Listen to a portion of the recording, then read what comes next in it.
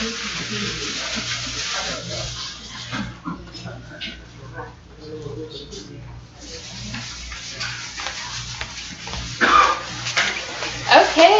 thank you all for coming.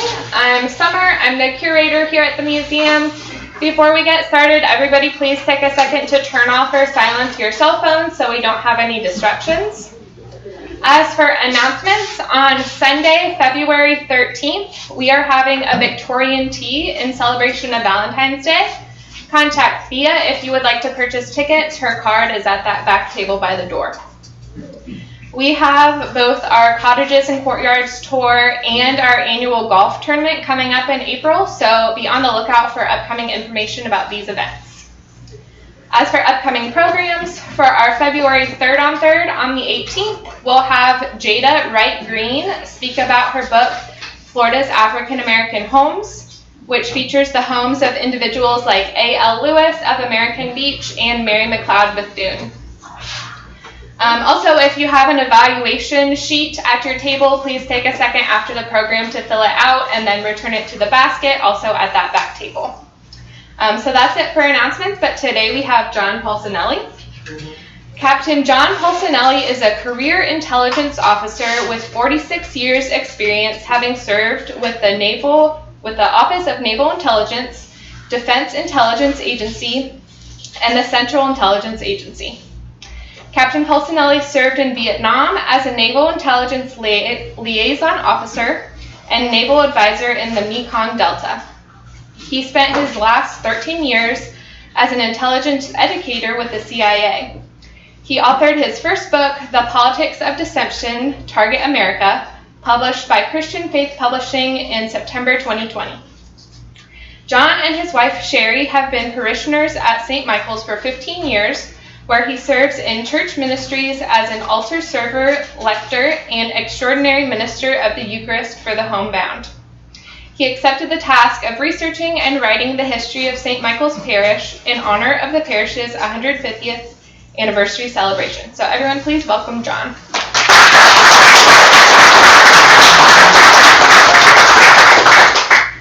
I wish I had a chance to edit that introduction. It would have taken about a third of it out of there. And I can say now, good afternoon. Welcome. I'm going to pretty much stick by my script so I can get through these 71 slides in the next 40 minutes or so. It is an honor and pleasure to be here today to share some of the highlights of the history of St. Michael's Church and Parish with you, which I prepared for St. Michael's 150th anniversary celebration. In the next 45 minutes or so, I will be providing you a very broad brush overview of that rich history, which is all around us. And I have spiced this presentation up a little bit from what I gave at the Parish Hall back for the inauguration of the 150th in September, to give it a little more local historical flavor.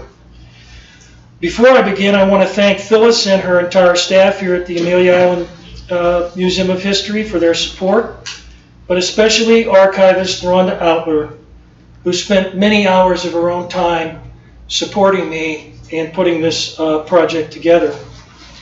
I also want to thank my publishers, Marie and Mark Fenn. Mark is here. He has brought some handouts that are back on the back table about the book. If you're interested, it's being printed as I speak. So we don't have it with us today, but it will be available probably in the next couple of weeks.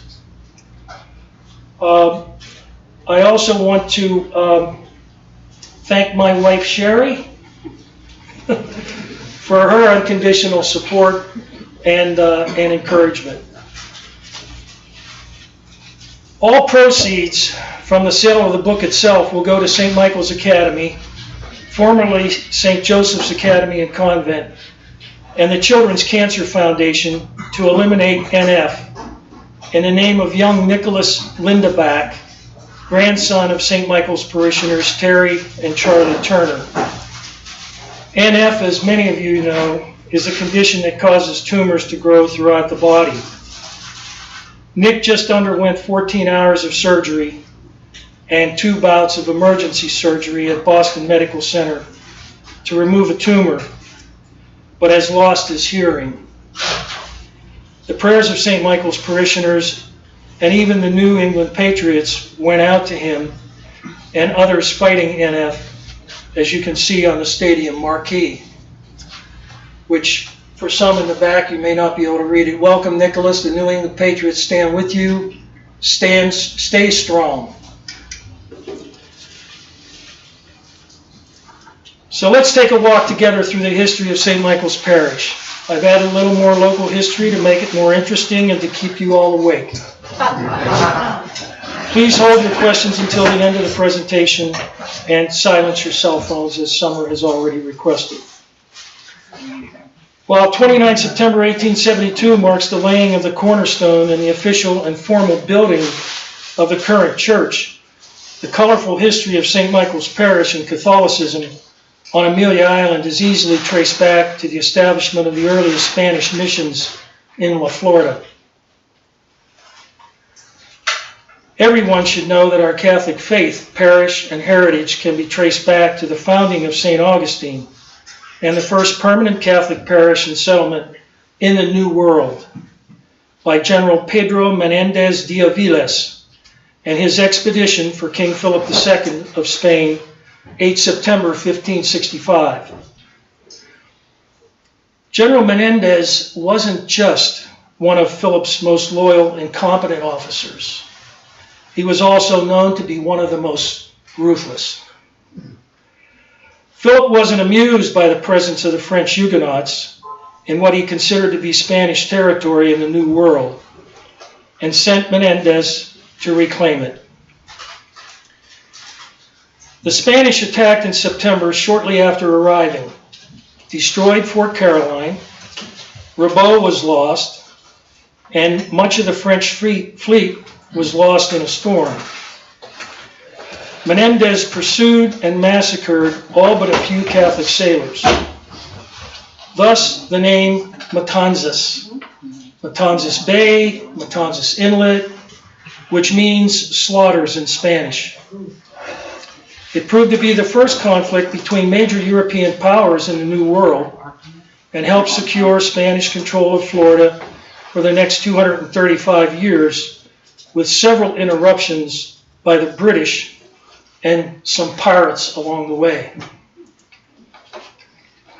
As it was, our Catholic faith was established in the New World on September 8, 1565, with the planting of the cross by Padre Francisco Lopez, chaplain of the Menendez expedition, with the words Nombre de Dios, name of God, and the name of the mission established there.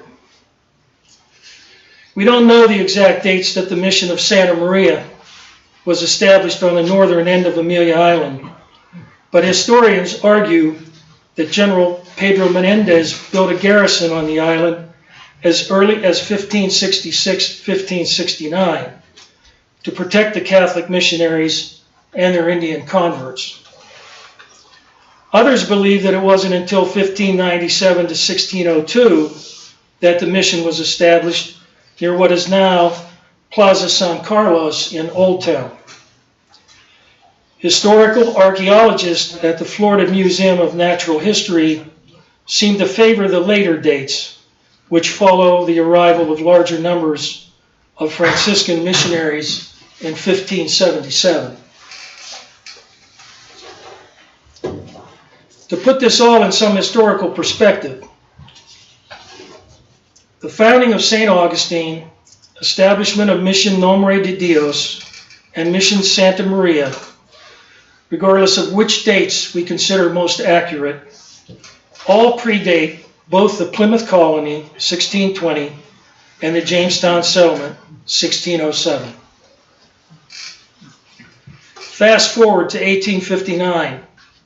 We know there was a wooden structured Catholic church on the same site as our current church. Irish immigrants working on Yule's Railroad at the time helped to build it.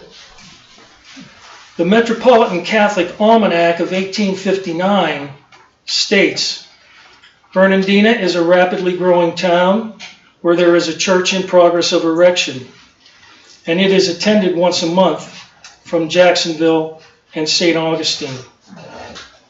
Parish baptismal records also reflect baptisms February 29, 1860, by two French priests, Reverend Hilary and Alance. According to Michael Gannon, author and former pastor pro tem of St. Michael's in 1961, in his book, The Cross in the Sand, there was also a small mission church located in what is now Old Town Fernandina as early as 1844, attended by Father Edmund Aubrel in residence. Residence doesn't necessarily mean permanent. He probably traveled regularly to attend the parishioners' needs from St. Augustine or Jacksonville by mule or horseback. When the Florida Vicariate that was established in 1857, the Vicariate is simply a precursor to a diocese. It is a territory where there are not sufficient people yet to actually establish a diocese. Okay? So when the Florida Vicariate that was established in 1857 was elevated to the Diocese of St. Augustine in 1870, the Right Reverend Augustin Verreau, a native of Le Poix, France, became the first bishop of the Diocese of St. Augustine. Bishop Verreau was affectionately called the Rebel Bishop by his northern counterparts due to his vigorous support of Southern principles. Regardless, the bishop seemed to be a man preordained to lead the Catholic Church in Florida at a time of rapid development and social unrest before and after the Civil War.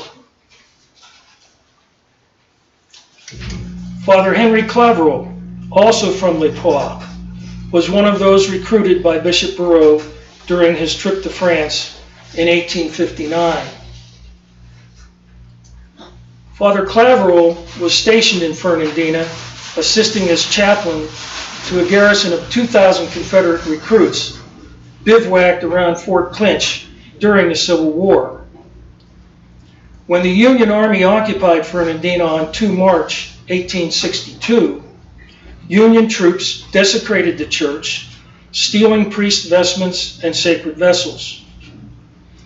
Father Claverol promptly traveled by mule through enemy Union lines to report the incident to Bishop Verreau in Savannah.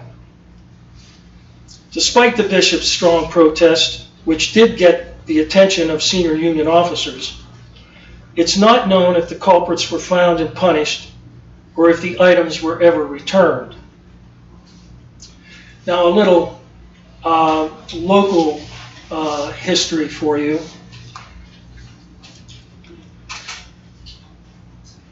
When the Union Army arrived, of course, they arrived by boat, by ship. A squadron of Union warships and transports arrived with a battalion of Marines and a brigade of Army troops to secure the port and town as the last train departed Fernandina. The train was crowded and overflowing, with residents taking everything of value that they owned, with David Yulee and members of the Confederate garrison on board. Gunboats pursued the train and managed to stop it. And as it's noted there, well, I didn't note it there. This was the first incidence where a warship, a Navy warship, fired on a moving train. For what that's worth.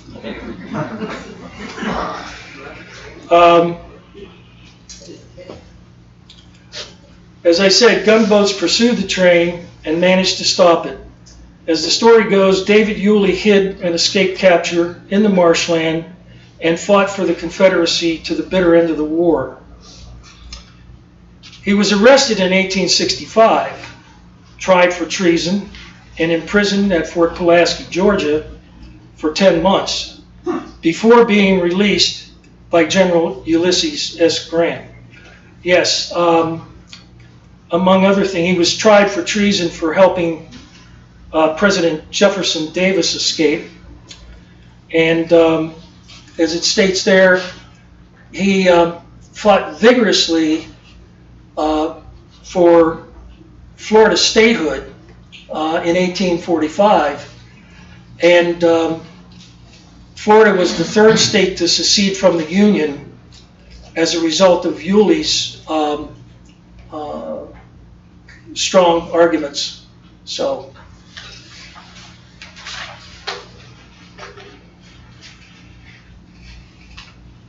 Father Carlos Sartoria arrived as the first permanent pastor of St. Michael's at the age of 26 in February 1869 and served for a year until his untimely death in July 1870. During that year, the parish grew by 86 members, many of those newly baptized by Father Sartorio. It was during Father Johannes Bertazzi's pastorate, 1870 to 1878, that the current church and sanctuary was built and dedicated on 29 September 1872 in honor of Fray Miguel de Anon on the feast day and under the patronage of St. Michael the Archangel. Fray Miguel and his lay assistant, Friar Antonio Badeos, were Franciscan missionaries bludgeoned to death with war axes during a native Guale Indian uprising on what is St. Catherine's Island, Georgia, in September 1597. The uprising, known as the Juanila Revolt, is named after the young native Guale chieftain who was smarting for being chastised for adhering to his native practice of polygamy. Brother Antonio had been warned by some of their Christian Guale converts and were offered safe passage to Cumberland Island, but Brother Antonio refused to believe the threat was real.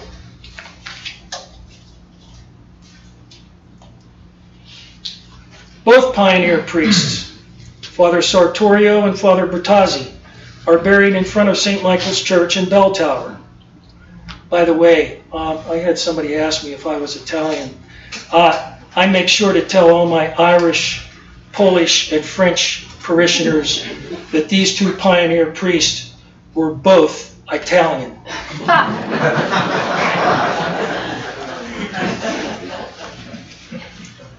We are still surrounded by a true living history, much within walking distance of our beautiful renovated St. Michael's Church, with its bell tower built in 1924 at the cost of $2,000 and dedicated on 15 August, the feast day of the Assumption of the Blessed Virgin Mary. The restored bell that now sits on a platform on the north side of the church bears the date 1924.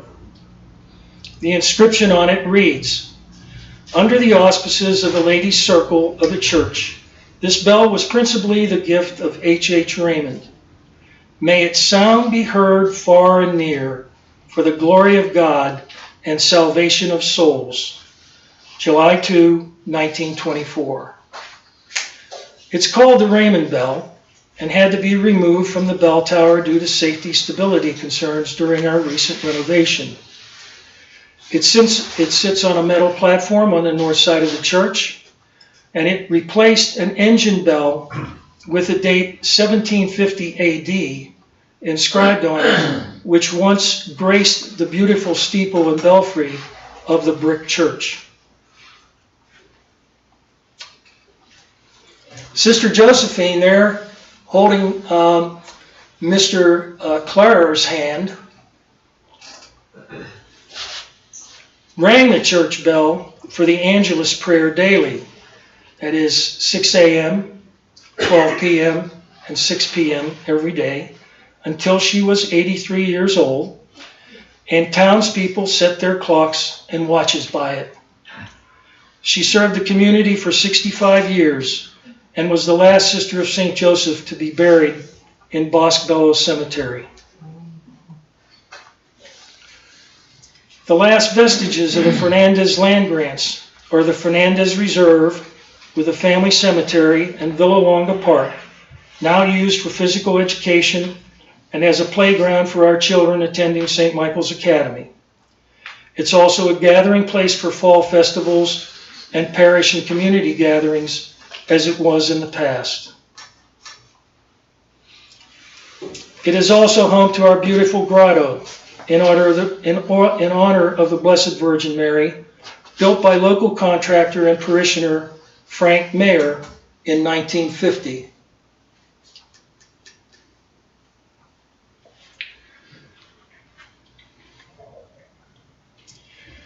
The heirs of Don Domingo sold the remainder of the grant, then called Yellow Bluff and Eliza Plantations, where all of the city of Fernandina now sits, to the first Florida senator and railroad tycoon David Yulee for $10 an acre. The entire block from 4th to 5th Streets and Broome to Calhoun, known as St. Michael's Square, was placed on the National Registry of Historic Places in 1973. Our historic and beautiful landmark, St. Michael's Academy, formerly St. Joseph's Academy and Convent, was built by the Sisters of St. Joseph with donations from the Fernandina community and selling their French lace jams and jellies, and with a gift from their mother house in Les Poix, France. Just to point out a couple features here.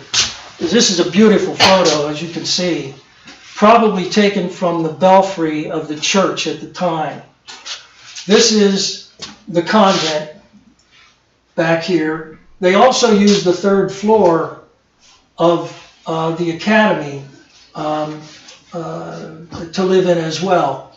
And I have a story about that later. But the convent, there was also an apartment upstairs that was built for Leonela Villalonga, who I'll talk about here in a few minutes. Okay, the sisters had a little gift shop down in this area. This, of course, is the academy, and this is the chapel. And you can see, well, there were orange trees planted along the street there, unpaved, of course.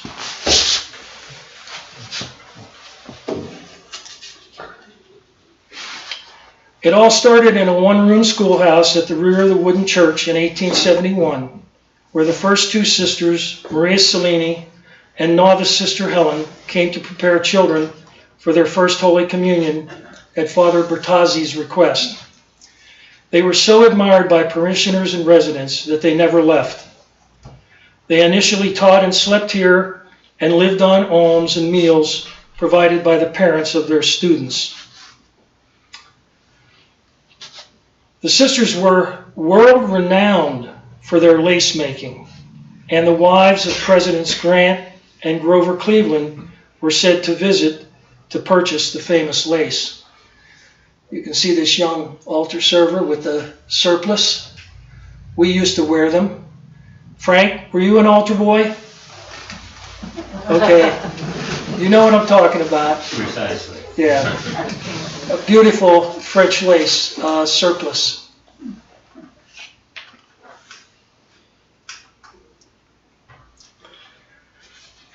Of course, this is a photo. This is from 1907. The trolley heading up Center Street to the beach, actually, to Main Beach. Consuela Vanderbilt was also a customer, a regular customer.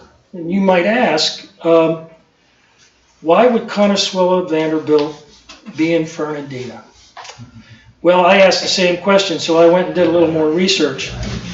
And it just so happens that Fernandina was once considered the Newport of the South, where many of the wealthiest Americans of the day wintered. They were, in fact, the original snowbirds. One of those families that many of you have heard about and know about if you've been around Fernandina for very long, was the Carnegie family, who built Dungeness Plantation in the late 1800s on Cumberland Island, with some 300 servants to man their self-sufficient winter home. The ruins remain, along with some 150 feral horses that have roamed the island wild since being introduced by the Spanish 500 years ago. If you ever have an opportunity to get out there, Cumberland Island, do so. It's really, really beautiful, and it's very interesting.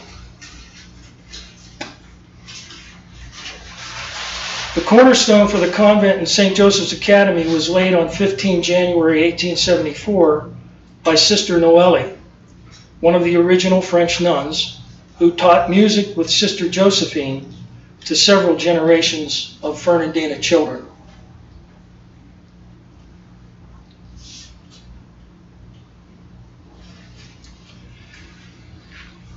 The Academy opened its doors in the fall of 1882, with the third floor initially used as the residence for the nuns and used as an infirmary during the yellow fever epidemic in 1888 that ravaged the entire state of Florida and toppled the biracial city government of Jacksonville at the time. The Convent Chapel was completed in 1884, shown here decorated with the sisters' fine French lace.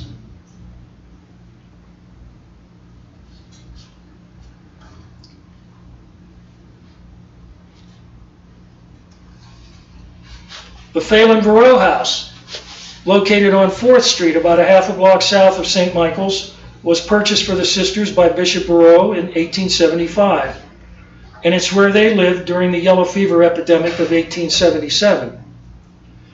It was nicknamed the Needle House because local women would throw their balls of thread and needles on the front porch for sisters to use to sew the many burlap and canvas bags together to bury the dead. Their selfless care for the victims of that epidemic earned them the title Angels of Mercy. 2 of the sisters died from the fever within a few hours of each other on 21 and 22 September 1877, and were originally buried at their request near the convent. When they were exhumed and moved to Bosbello 20 years later, according to County Sexton Mr. Henderson, when their coffins were opened, the smell of roses filled the air, and their bodies were uncorrupted. Mr. Henderson was a local government official and respected member of St. Peter's Episcopal Church at that time, and is what we in the intelligence business would consider a very reliable source. Such conditions are considered to be saintly by the Catholic Church. The old St. Peter Claver Church on the corner of 3rd and Calhoun was built in 1924 during the pastorate of Father J.J. Nevin, 1922-26. It is also on the National Registry of Historic Places and is now a private residence. That church was built for our African American parishioners at that time.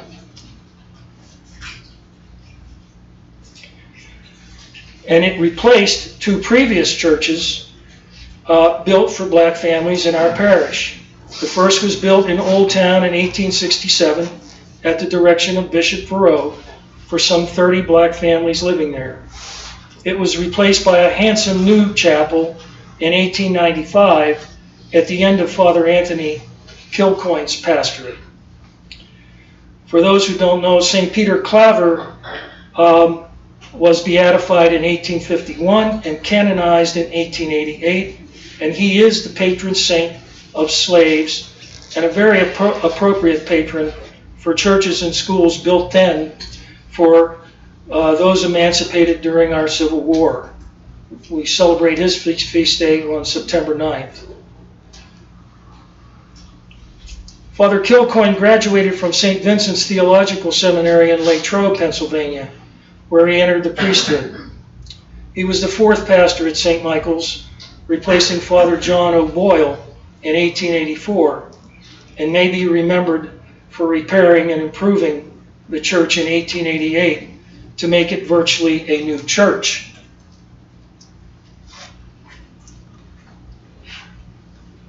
Father Kilcoyne was one of the longest tenured pastors of St. Michael's.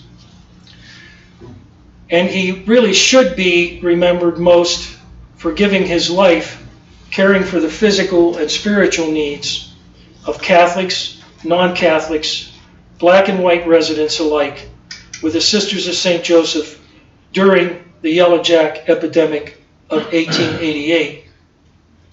He died from the fever at the age of 37 and was buried at his home in St. Joseph's Cemetery in Scranton, Pennsylvania in 1896. The St. Peter Claver School, located on Calhoun between 5th and 6th Streets, like the church, was also built during Father J.J. Nevin's pastorate with the aid of the Sisters of St. Joseph to educate African American children. That school had 80 students in 1924. It closed its doors in 1959 due to the lack of students, in spite of the heroics of Reverend Salvatore Profeta in 1957 to 59, who often procured a bus and drove it himself to get the children to school. The former St. Peter Claver Schoolhouse, still standing, is currently home to our St. Michael Academy Kindergarten. The house directly across the street from the church on the corner of 4th and Broome, now our parish office, was built by Leonella Villalonga for her niece, Edith Gordon, in the late 1800s. Miss Villalonga built it when Edith outgrew the apartment that she shared with her Aunt Nilla above the convent kitchen.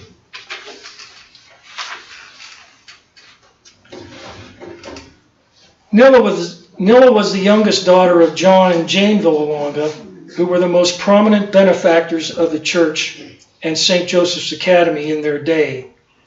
Nilla never married, died at the age of 72, and was the last member of the family to be buried in the Fernandez family cemetery in 1915. That is Leonella. That is Edith Gordon, her niece. And if you look in the back of the room here,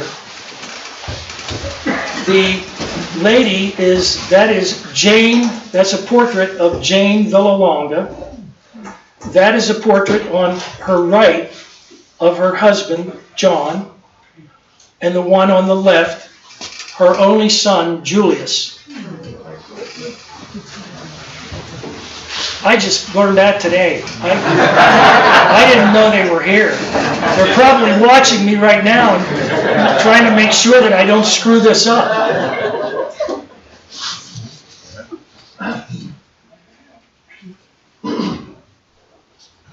Nilla, as she was affectionately known, donated the Italian marble altars in both the Convent Chapel and St. Michael's Church, carved out of marble taken from the same Carrara marble quarry in northern Italy, used by Michelangelo to sculpt his masterpiece, the Pieta. Our church altar, dated 1884, was also granted privileged status by the Pope, and it is also said to contain a Class I relic, a piece of the true cross. Take a short drive to Old Town Fernandina and visit Plaza San Carlos, where the first Spanish mission, Santa Maria, was established as early as 1566. Plaza San Carlos was also the site of the Spanish military garrison of Fort San Carlos, built in 1816, overlooking the protected Deepwater Cumberland Inlet and entrance to the port of Fernandina. Venture into Bosque Bello Cemetery, where you'll find the gravesite of all 19 Sisters of St. Joseph, who spent most of their ministry right here at St. Michael's and St. Joseph's Convent and Academy. They were always welcomed and revered by parishioners and residents in the community of Fernandina.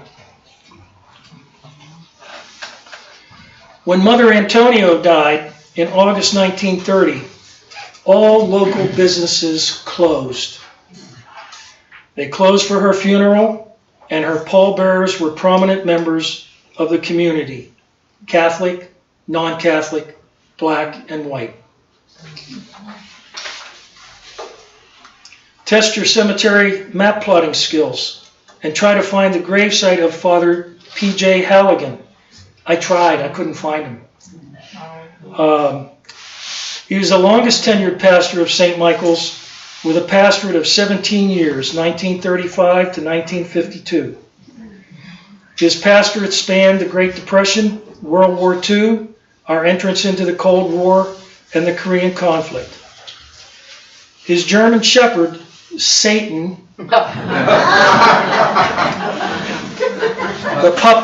pup there on his right, was with him most of that time, but we're not sure if he's still with him or not.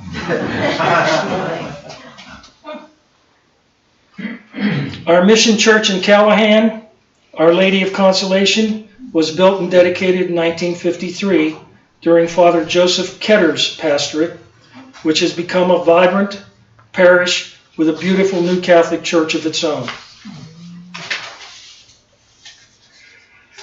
Our current pastor, Father Jose Kalukalam, was born, raised, and educated in Kerala, India, where he was ordained. He was assigned to St. Michael's by Bishop Gallione on 1 January 2011 and is now entering his 12th year of service here at St. Michael's. Father Jose just celebrated his Jubilee, 50-year anniversary of his ordination to the priesthood, and is also now one of the longest tenured pastors in our history. St. Michael's parishioners were also blessed to have Father Jose and Bishop Estevez pastoral careers overlap during the past decade.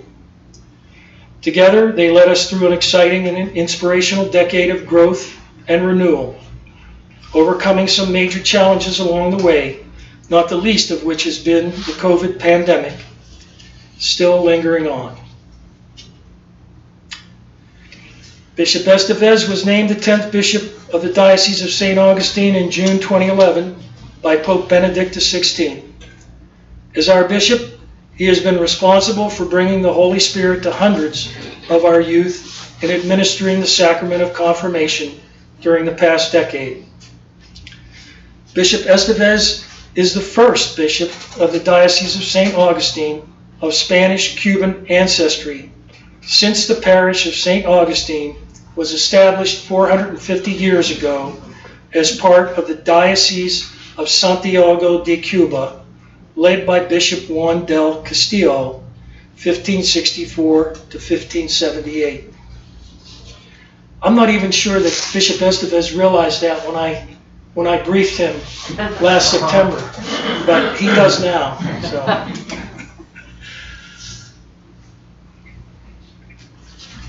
Bishop Estevez was born in Havana, Cuba, and came to America as a teenager on an Operation Peter Pan flight in 1960 to 62.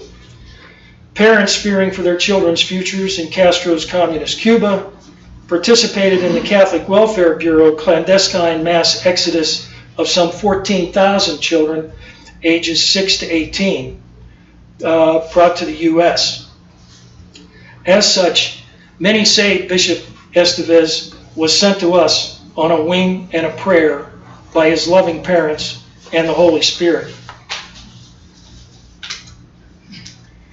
Father Mark Waters was not able to obtain all the necessary approvals for the expansion of the church, but was successful in building a large, handsome rectory on North 15th Street and, most importantly, restoring and reopening St. Michael's Academy in 1999.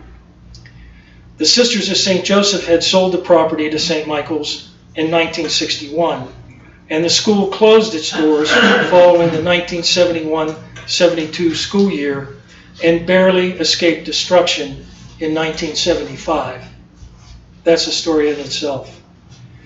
It was staffed by the Dominican Sisters of Sinsinawa, Wisconsin, when it reopened its doors in 1999. During that 25 years of disuse, the entire third floor, the chimneys, and the cupola had all been removed. This $1 million plus labor of love was accomplished by Father Mark solely with a State Restorations Fund grant and donations from parishioners, local businesses, and a very, very generous benefactor. It was also considered by the Historic District Council to be one of the most ambitious architectural preservation and restoration projects undertaken in Fernandina ever.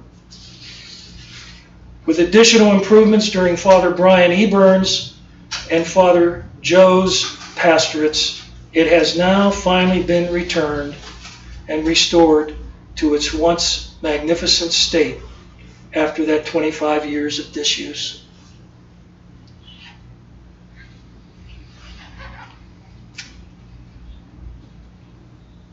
Father Eburn also oversaw a series of upgrades and renovations to the academy and the church. The most important of these involved getting HDC approval, that's the Historic District Council, to build a 2-story addition to house the middle school, grades 6 to 8. St. Michael's Academy now serves VPK, voluntary pre-kindergarten, through 8th grade for Catholics and non-Catholics alike. Early in his pastorate, Father Joes initiated the construction of a new parish hall in November 2012, which was dedicated by Bishop Estevez on 26 October 2013. Fortunately, with a new parish hall, masses were held there during the construction, expansion, and renovation of the church. The hopes and dreams of the parish for an expanded and renovated St. Michael's were realized after many years of planning, promoting, and pursuing this dream with local authorities and the HDC.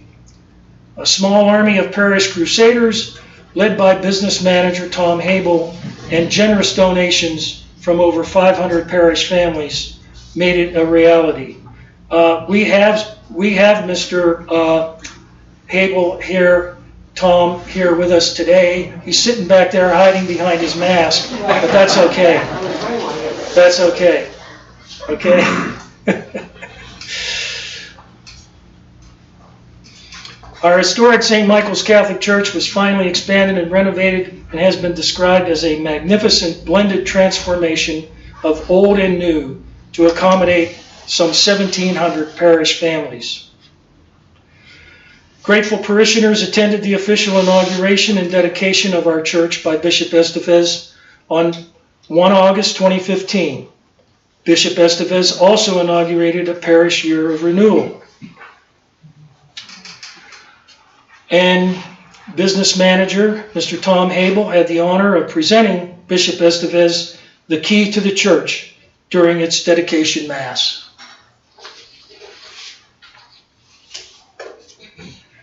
During all this growth, renovation, and expansion, the Yellow House on the corner of 5th and Calhoun was also acquired in 2014 and has been converted for use by our little angels in voluntary pre-kindergarten. And they are angels. Hey, honestly, I just, when you see them crossing the streets, they're like little ducks in a row, following the mother duck. And the teacher it's a wonderful sight to see. Plans were also fulfilled to build our beautiful St. Francis of Assisi Mission Church in Yulee.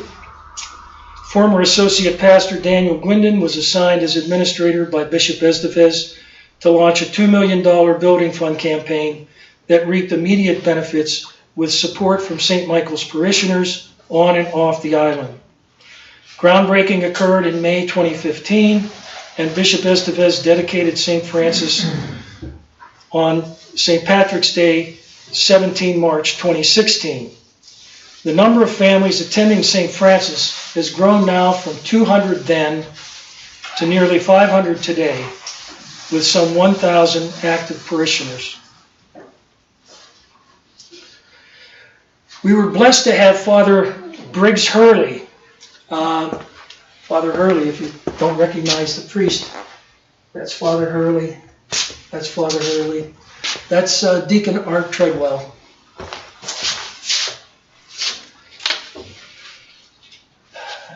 We were blessed to have Father Briggs Hurley join us as our pastoral vicar in March 2018 and serve our parish family and Father Joe's through the early part of the pandemic. He was ordained at the Cathedral Basilica of St. Augustine in June 2017 and often referred to his assignment here as his honeymoon assignment.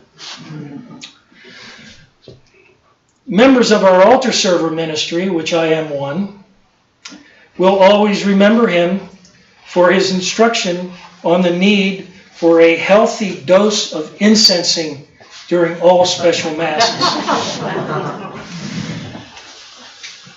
I think we almost cleared the church at one mass because of the incense.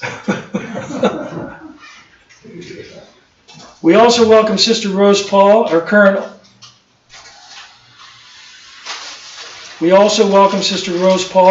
office manager, and Sister Josephine, our pastoral associate, who joined our parish family and staff in February 2019. Both are sisters of the Order of the Adoration of the Blessed Sacrament. They came to us just in time to support the parish in getting through the COVID pandemic. Deacon Art Treadwell was also always there to assist Father Joe's when he needed him most. Deacon Art retired in September 2019 after more than a decade at St. Michael's, but continues to return to assist with special liturgical celebrations. It wouldn't be a complete history if I didn't mention Father Gerald Jerry O'Shea, former Navy chaplain assigned to St. Michael's in 2002. Father O'Shea is the one on the far right. He was assigned to bridge the gap between Father Mark Waters' departure and Father Brian Eburn's arrival, but Father Jerry never stopped serving us until his death in October 2016. Thankfully, he was able to celebrate both the 50th anniversary of his ordination and the dedication of St. Michael's Church before departing. While many churches were closed due to COVID-19, St. Michael's continued to celebrate daily masses and 2 weekend masses via live streaming. In Father Joe's words, it was amazing that parishioners faithfully attended Mass by live streaming and, when permitted, by direct participation, generously offering their financial support to the parish. While many parishes struggled to make ends meet, St. Michael's met its financial goals and kept up its spiritual fervor. Additional expansion and renovations occurred through the pandemic in 2020 and 2021. The old parish office on the corner of 5th and Broome was demolished in September 2020. That allowed for the relocation and restoration of the historic Liberty Billings House, the greenhouse as everyone calls it, and the addition of badly needed parking for our growing parish family. What many don't realize is that Liberty Billings was a decorated lieutenant colonel in the Union Army who served with the 33rd U.S. Colored Infantry during the Civil War. He was a staunch abolitionist and served in the Florida State Senate during the Reconstruction era. He died from the yellow fever during the epidemic in 1877 at the age of 53 and has been honored posthumously as a great Floridian. As it is, history repeats itself and nothing occurs by chance. While we have been facing the deadly challenge of a pandemic, much like our parish and community did in 1877 and 1888, we need only turn to one source for comfort and consolation, our Lord and Redeemer, Jesus Christ. St. Michael parishioners and Fernandina residents today, old and new, should feel blessed and thankful for our heritage and Fernandina's religious origins. We can also be proud of the foundation we have laid and paths we've cleared for the future generations of our children and grandchildren, Catholic and non-Catholic, attending St. Michael's Academy. Thank you for your attention, and I'm open for questions.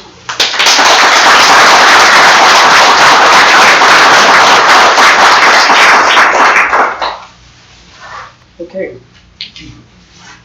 50 minutes. 10 minutes for questions. I have one question. You were mentioning about Julie being a supporter of the Confederates, and that he was released by grant or from prison. And wasn't there a pardon given to all the Confederacy by one of our presidents? I'd like you to address that and make everyone know that all those Confederates were pardoned by the federal government. He was pardoned. Yeah, he was pardoned. They were all pardoned. Yes, ma'am. Were Timucuans among the early converts? Who was that? The early natives that were here. The Timucuans, I may be Yeah, the Timucuans, sure. Absolutely. I didn't mention it only because the Franciscan missionaries who were martyred, and Fray Miguel de Anon, who was martyred, and St. Michael's church was named after, in his honor. He was a Franciscan, and it was the Guales. It was the Guale natives that martyred him. Yeah, the Macamas and the Timucuan, and Guales, and I had somebody tell me the Creek Indians were supposedly often allied with the British, and they had quite a bit to do with attacking missions. And in 1680, in fact, all the Spanish missions were withdrawn from the barrier islands off of the coast of South Carolina, Georgia, and were brought to Amelia Island. At one point, we had 3 missions on Amelia Island, and possibly a 4th. But archaeologists have determined that there have been at least 3. So they were cognizant of the language of the Timucuans also? They had to be. The Franciscans? Well, the Jesuits? Missionaries, yes. I don't know. I mean, what language did they speak? I mean, the Franciscans spoke French and No, it wasn't French, it was the Timucuan language. Yeah, it was a native language. The Franciscans, that's why they succeeded in their missionary project, because they learned the Timucuan language. And that's kind of why the Jesuits failed. Yeah, most of the Jesuits hightailed it out of here in around 1570. Yeah, they went back home, the majority of them. Mark, do you want to let people know what might be available up there on the table for them? Well, just as you leave on the left-hand side, I've got some half-page flyers that you can take if you're interested in purchasing the book. As John said, it's not quite printed yet. We expect it in a few weeks, but there's information on that flyer where you can send an email and reserve a copy. Other questions? Tom, do you want to offer anything? Oh, I'm great. Boy, you don't tell us you guys. Okay, thank you very much. Thank you.